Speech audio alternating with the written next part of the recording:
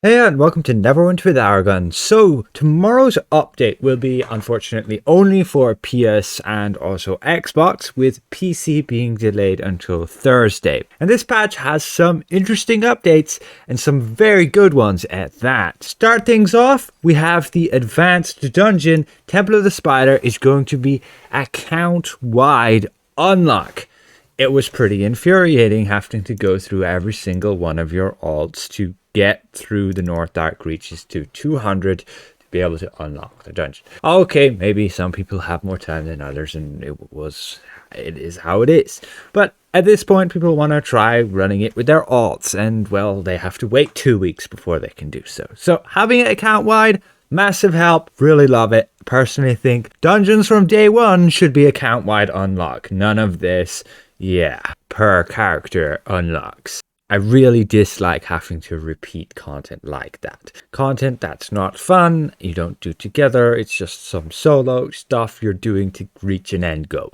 There were some fixes with some missions in the North Dark Reaches with the Rite of the Worm and Tempered in Shadows, where they sometimes prevent healers and tanks from getting credit.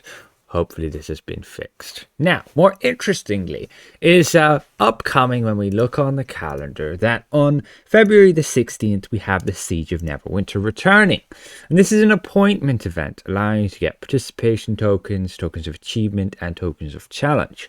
And you'll spend those tokens at the events vendor, which is in Protector's Enclave, always by the tree, this guy. And right now, you can see what he's selling you for the different tokens. So you can see that for participation, we have all of this, and these are the costs. And in challenge, we have them like so, and in achievement, we have them like so. It didn't make much sense when you had a legendary mount for 5 tokens with compared to an account-wide mythic companion for also 5 tokens. So they've went and they're actually going to update these, and they've actually made a post where they say that this appointment event store is going to get updated. So don't go spending anything in that store until it's updated over the next couple of weeks. And I'll give you good reason why. If we want to go and compare these costs to the previous server where it had the update beforehand, in the store you can see that now we're having a brilliant diamond instead of the blood ruby. Personally, don't go for it anyway. You can get brilliant diamonds for dirt cheap. No need to spend that there. You will generally just be spending these, getting these upgrade tokens, to be honest. And for the rest, nothing has changed there other than them making it like a little bit smaller, as you can see when I switch. For the challenge tokens, they have added the bag of holding, which is going to cost you 5 challenge tokens. And we checked that on the live server, and you can see the selection there. And so all that has changed is adding the bag of holding. 5 tokens, you generally get 7 per event if you play it to its maximum. My opinion is pretty expensive. These bags with 72 slots do come pretty cheap these days. When you check the auction house, you have your mythic bags of holding, 72 slots for like 224k. That's a pretty good deal. Just watch out, these ones only have 60 slots. And so the next one with 72 slots is, well, a good bit more expensive. There we go, 290k. This guy's actually I could buy this and sell it on for some profit, but I won't do that. Anyway, the reason why the bag is here now is because they used to sell that bag in the achievement store.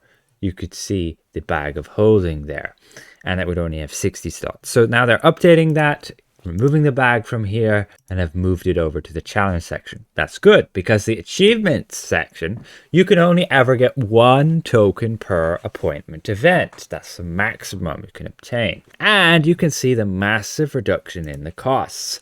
We've gone from 5 for the legendary mounts, 5 for the mythic companions, and 1 per coal mote and 1 per bag, to now this.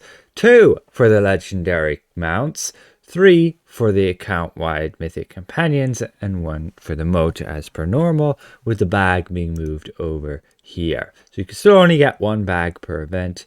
definitely good to see these improvements.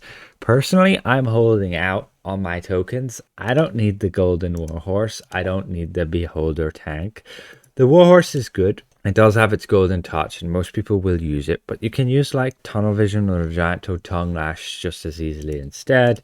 Beholder is literally just visuals there. The air genasi is just visuals as well. It's really terrible companion, to be honest. It is account wide, so it will provide bolster outside of that. And the Stalldorf is actually a very good companion, and I would personally want to pick this up if I'm running multiple DPS characters, because account wide Stalldorf power, pretty useful, to be honest, with the combat advantage. However, these days everybody is trying to run just your Neverwinter Knight, your Batiri, your Raptor, all in those offensive slots, so you don't really end up with any space for, let's say, the Stalldorf. Some builds might, but you generally go with like a Knight and a Batiri and then the Raptor. That's in most builds. Like my Rogue, I might switch the Knight out over to the Wild Hunt Rider for a bit more stats. Now I can go and I can buy the Beholder personal tank for you guys if you want to know what that looks like, because I also have the Warhorse and you may have seen that already.